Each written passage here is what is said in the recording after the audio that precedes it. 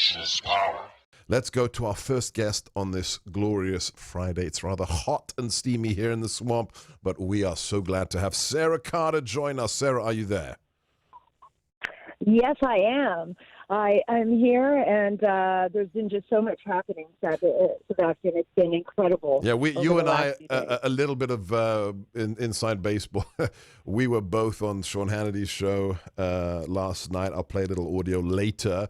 And there was one topic for Sean's show, just one topic for the whole hour, and it was this breaking news. Thanks to Judicial Watch, thanks to the incredible pressure that's been brought to bear by you, Sarah, and everybody who's been supporting Sean as well. We have these 302s, these investigative interview memos that have been released with regards to Bruce Orr. Now, who is Bruce Orr? Associate Deputy Attorney General in Obama's Justice Department, who is a bad actor. Tell us, Sarah, why we were on Sean's show for an hour discussing one topic last night. Well, because we have been waiting for these 302s. These are the interviews with the FBI conducted with Bruce Orr about Christopher Steele and about his involvement, Bruce Orr's involvement in the Russia investigation with the Bureau in 2016 and in 17. And what's so fascinating here is that these 302s fully support everything that John and you, Sebastian, everybody's been talking about for over 2 years, that Bruce Orr was a backdoor conduit for Christopher Steele with the FBI. And after the FBI had fired Christopher Steele, basically let him go as an informant in 2016 because they had found out that he was leaking to the media, they still wanted to use him.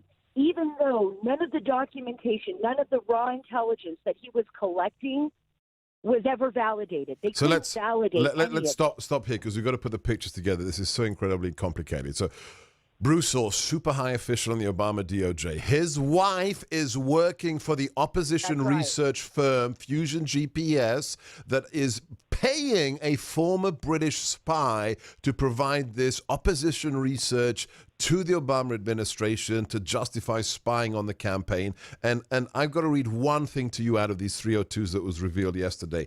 In September 2016, Orr was interviewed by the FBI. And usually you don't do 302s unless somebody is going to get criminally charged. This is the interesting thing. And what did he say about Steele, the person that he was back channeling the information from into the DOJ? He said Steele, quote, was desperate that Donald Trump not get elected and was passionate about him not being the U.S. president. This is the man they built their case on against the Trump campaign. Correct, Sarah? Correct, absolutely correct. And another very important point that you made there when you talk about Fusion GPS, Bruce Orr was not only a conduit for Christopher Steele, a foreign spy, but he was a conduit for Fusion GPS through his wife, Nellie Orr.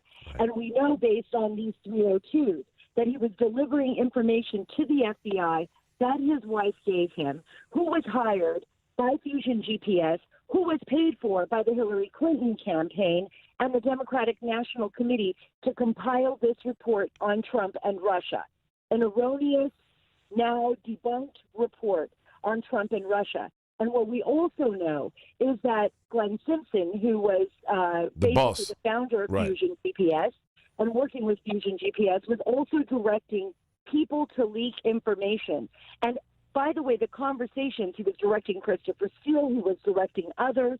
I think there's a lot more to be discovered here about Glenn Simpson and how Fusion GPS played an enormous role in this Russiagate scandal against President Trump. But what was very interesting to me, Sebastian, was the May 3rd, 2017, Bruce Orr, FBI, 302s where, Steele basically, or says Steele called him and that he'd been extremely worried about Director Comey's upcoming testimony to Congress. So hang on, let's just reiterate that.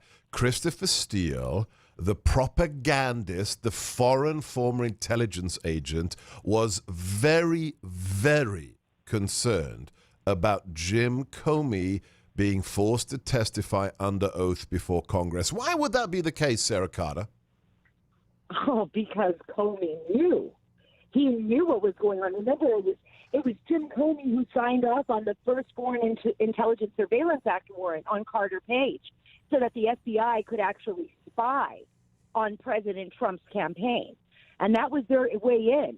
And the information that they delivered was that dossier, which was the bulk of the FISA application, Right. which had never, and we know now, never been verified by the FBI. And that, by the way, is a requirement of the secret court, that absolutely every bit of It's information verified. in that application has to be absolutely verified. Steele himself has said that that information was not verified, and he tried to make an excuse as if it was raw intelligence. Now we know, the concern on the Democrat side was always that there was this foreign government, Russia, investing itself, involving itself in our election, trying to make the assumption that Russia somehow swayed the election in Trump's favor. No, not the case at all. There was foreign involvement. It was coming from a British spy named Christopher Steele and others. Not only a former British spy, but probably the British version of the National Security Agency, GCHQ, the Australian government, and potentially the Italians. We've been talking to Sarah Carter, who is unveiling the truth for us every day in what is, as far as I am concerned, Obamagate. Follow this lady on Twitter. It's at Sarah Carter DC. Sarah, no H, Sarah Carter DC, and her superb website, sarahacarter.com. I'm Sebastian Gorka. This is America First on the Salem Radio Network from the ReliefFactor.com studios.